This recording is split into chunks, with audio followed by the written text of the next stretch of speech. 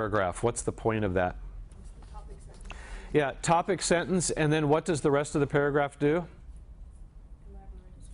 Give details, right? Now, is that always the way paragraphs are written? No.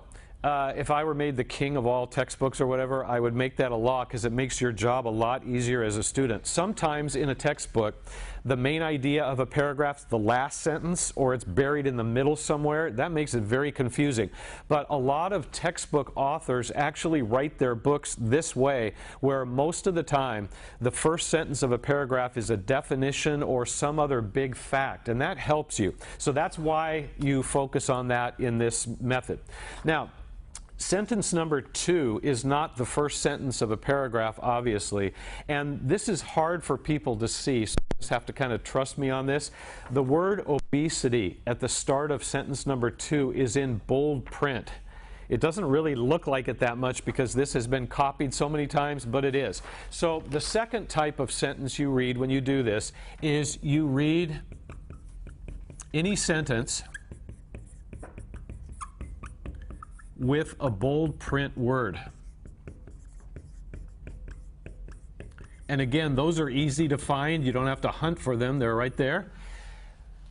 Why is it important to read a sentence with a bold print word? Because it has a bold print word, right? So the author is saying this is an important word. So you read that sentence, okay? So these are pretty easy. And then there's only one sentence here that we haven't really accounted for yet, which is sentence number 5. If you look at that, that is not the first sentence of a paragraph. It has no bold print words. So why was that picked? And the answer is in the sentence right before it, sentence 4. If you look carefully at sentence 4, you know that not only is that the first sentence of a paragraph, but it also has a bold print word. The word bulimia is in bold. So when I was doing this, when I was setting up this page, and I saw that it had a bold print word and it's the first sentence of a paragraph, what did I assume I would read in that sentence? Yeah, the definition of it, right? Did I get that in there? No, I got an interesting little nickname, right? Silent killer, but it didn't really tell me what it was, so I had to look a couple sentences further down, and then I found it. So what does that mean? Well, it means this.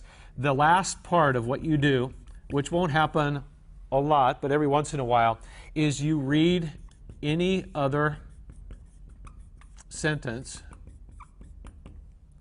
that seems important.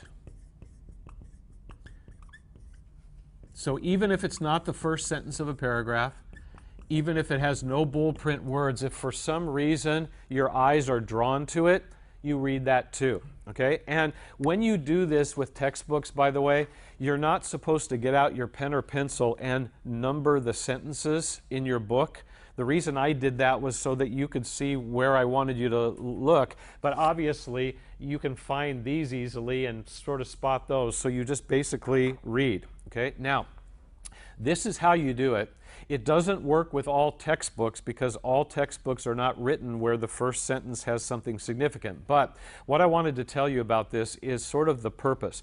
When people first learn how to do this, they think, oh, this is going to be my favorite reading idea ever, because you skip all kinds of stuff. And you think how fast you could read a chapter in a book when you just read those and you think, man, I'm a speed reader, this is great. Sorry to tell you, this is not a substitute for reading the whole thing. If I gave everybody in here a test right now on those 6 sentences, most of you would pass to get an A. If